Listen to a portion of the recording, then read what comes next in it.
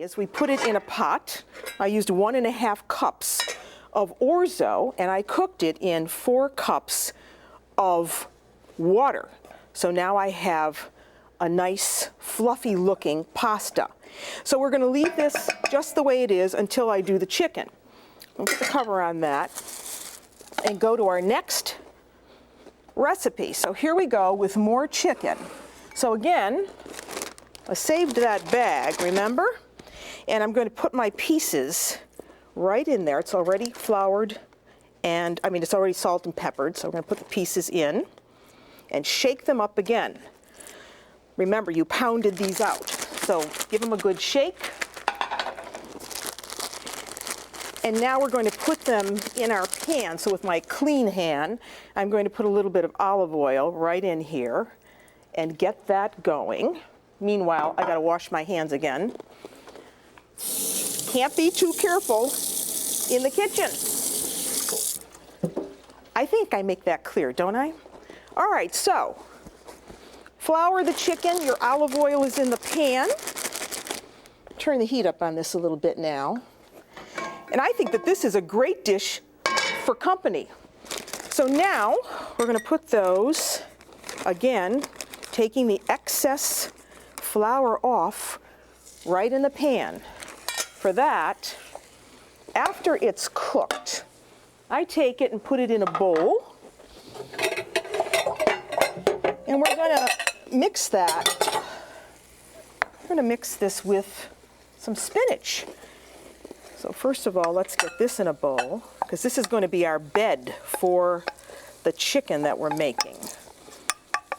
Get that in a bowl. You can put a little, you can do this ahead of time, put a little olive oil on it. It'll stay nice and fluffy and it won't get all clumped together. We're going to give it a little bit of cheese. You can use pecorino, you could use Parmigiano Reggiano.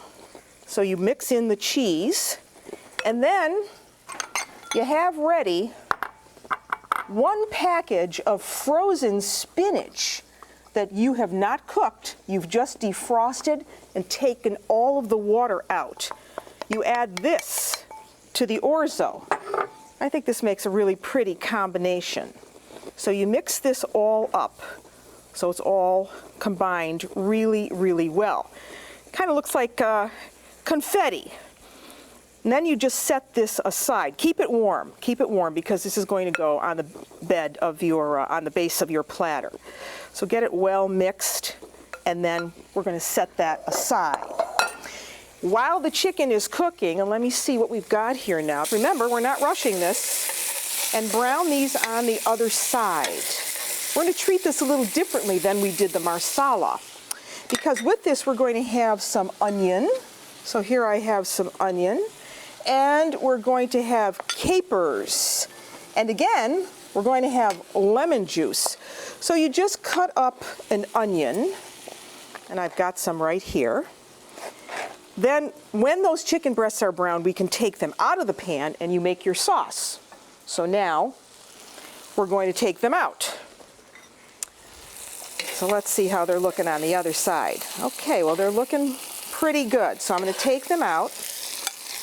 Again, onto a plate. And now to the drippings in the pan. And if the pan looks dry, you're going to add some butter, or you could add some olive oil. So I'm going to give it a little bit of olive oil. So right in the pan now, I'm going to add my onion. That's going to go in. And I'm going to add the capers. So we want to get this going until it's a little bit soft. So you combine that. We're going to give that some salt and some pepper. The vino. So in goes the wine. I'm using white wine. You can use a very inexpensive wine if you would like. Don't buy cooking wines. You don't need to buy cooking wines. They have a lot of sulfites in them. This is just a Pinot Grigio. You could use a Soave if you wanted to. So you cook that down a little bit, and then you add some lemon juice. So I'm going to add my lemon juice to that. Now while that's cooking, I'm going to show you how this goes on the platter. And now I'm Let me see if I can add this back. I can. So this is going back in the pan, just like we did for marsala. We're just going to reheat this now. Okay. And now you take your warm Orzo mixture and you put it right on your platter. I've got more here than I need, really, but just fill it out so it looks pretty. Just like that. See? Beautiful.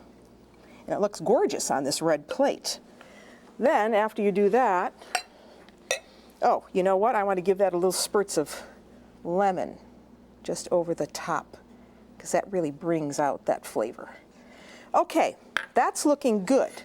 Now, we're ready to take that out. So again, I've heated up these chicken pieces, and you take and you put them right over the top. Beautiful. And look at what you've done with just simple ingredients. Room for one more right here. And then turn this off, because now this is smelling absolutely gorgeous. Scrape all that up, and over the top it goes.